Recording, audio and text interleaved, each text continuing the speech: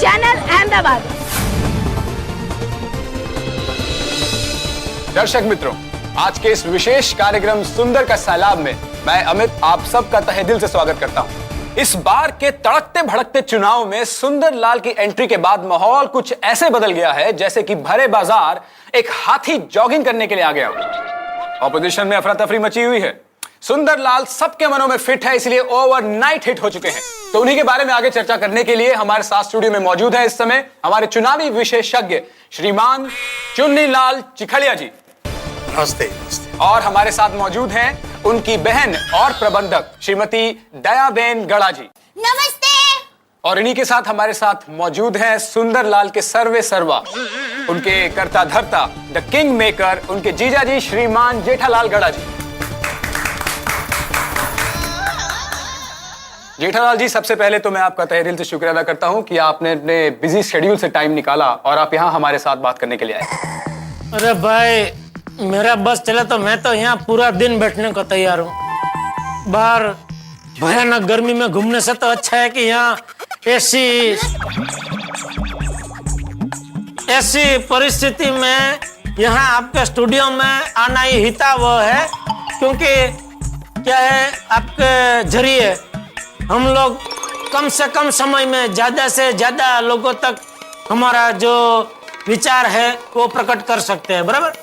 वाह वाह, एकदम 100% सच्ची बात। अच्छा जेठा जी, आपको तो ये मालूम ही होगा कि आज पूरे शहर में सिर्फ और सिर्फ सुंदरलाल के बारे में ही बात की जा रही है। तो हम आपसे ये जानना चाहते हैं कि सुंदरलाल ने आखिर इतने कम समय में इतनी ज्यादा प्रसिद्धि कैसे प्राप्त की?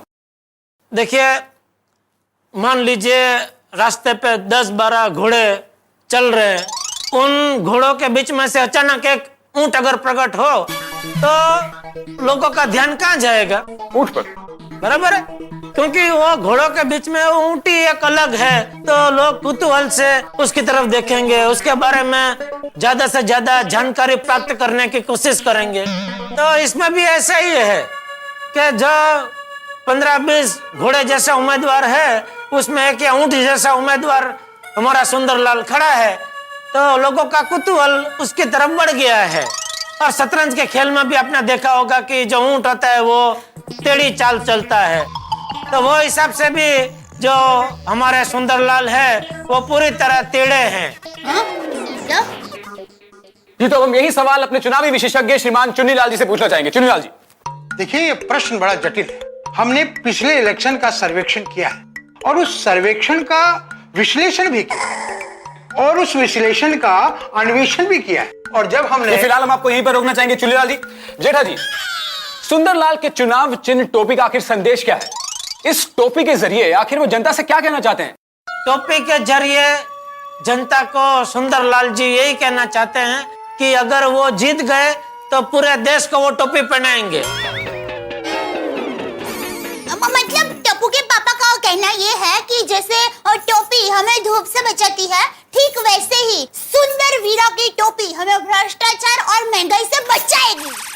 तो चुन्नीलाल जी, टोपी के बारे में आपका एनालिसिस क्या है? देखिए, टोपी एक रूपक है। जैसे हमारे यहाँ मोर, बुलबुल, मुर्गा, ये पक्षियां जैसे अपने सर पे कलगी रखते हैं ना, वैसे ही सुंदरलाल भी अपने सर पे टोपी रखता है। ओहो, आपका कहने का मतलब ये है कि सुंदर वीरा मोर है? नहीं। हाँ नहीं, उनके कहने का मतलब ये है कि आपका सुंदर वीरा मुर्गा है।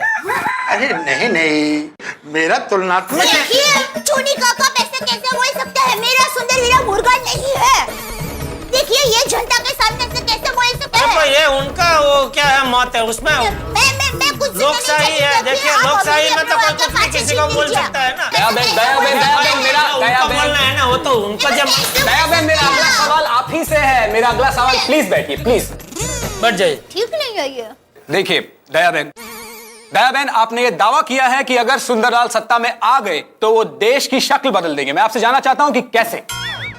गरबा करके। जी, गरबा करके? मतलब राजनीतिक गरबा करके। राजनीतिक गरबा?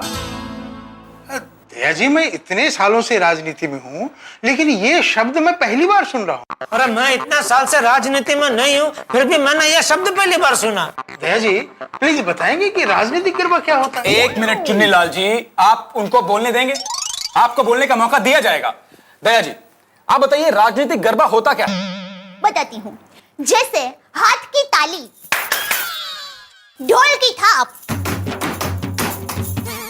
और मधुर गीत के बोल के तालमेल से गरबा बनता है, ठीक वैसे ही प्रशासन, कानून और जनता, इन तीनों के तालमेल से राजनीतिक गरबा बनता है। और सुंदर वीरा इसी राजनीतिक गरबा के तालमेल से देश की शकल बदल देगा। आप कहना क्या चाहती हैं? मैं आपको गरबा करके समझाती हूँ, देखिए। अरे भाई, तो अभी यहाँ गरबा क्या करने जा रही है? दया बहन प्लीज प्लीज बैठ जाइए, आप प्लीज बैठिए ना। अरे भाई, इनको बोलने दीजिए ना। गरबे की परिभाषा में सुंदरलाल की अभिलाषा दिखाने की कोशिश कर रहे हैं। 1 मिनट चुन्नीलाल जी, आपको बोलने का मौका दिया जाएगा। बोलने का मौका दिया जाएगा? कब दिया जाएगा? अरे जब भी मैं बोलता हूँ बीच में आप रोक देते हैं। कोई बात नहीं, आप शांत हो जाइए, आप जरा यहाँ पर आइए। अरे भाई, तो रहने दे, अभी तो यहाँ गरबा क्या कर रही है भाई? दया बहन प्लीज आप बैठ जाइए, ये न्यूज़ रूम है। देखिए, पहले ऐसे ताली मारते हैं, अरे दया, फिर पैर को ऐसे ठेस मारते हैं, दया बहन ये क्या कर रही हैं आप? ये न्यूज चैनल है दया बहन, ये गरबा ग्राउंड नहीं है, प्लीज। और फिर चक्करड़ी घूमते हैं ऐसे करके। अरे ये भी देखो विश्लेषण क्या, चुन्नीलाल जी क्या कर रहे हैं?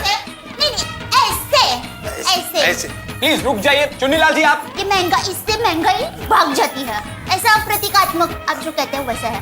और दूसरा, आपने सुंदर वीरा को मोर बताया, उसका ये है। जी आप प्लीज कुछ बोलते क्यों नहीं है उनको? अरे पर वो चुन्नीलाल जी देखो ना, क्या विश्लेषण है, क्या है? कैसे विश्लेषण है ये? प्लीज प्लीज जाकर अरे दया, और दूसरा ये जो आपने मोर का कहा, सुंदर का मोर, तो ये उसकी निशानी है। अरे चुन्नीलाल जी चैनल है, क्या हो रहा है? ये न्यूज़ रूम है। हाँ, वो चिल्ला रहे भाई साहब, जिन्होंने बुलाया हमको इधर। अरे बोल भैया। अरे यार, ऐसे ही करते हैं। दर्शक मित्रों, आप सब देख रहे हैं कि क्या हो रहा है। ये न्यूज रूम की जगह गरबा ग्राउंड जरा बन चुका है और सुंदर का सैलाब अब यहां तक भी पहुंच चुका है। अब न जाने ये सुंदर का सैलाब और कहां कहां तक जाएगा। इसको रोकने के लिए, इसको टोकने के लिए शायद ही कोई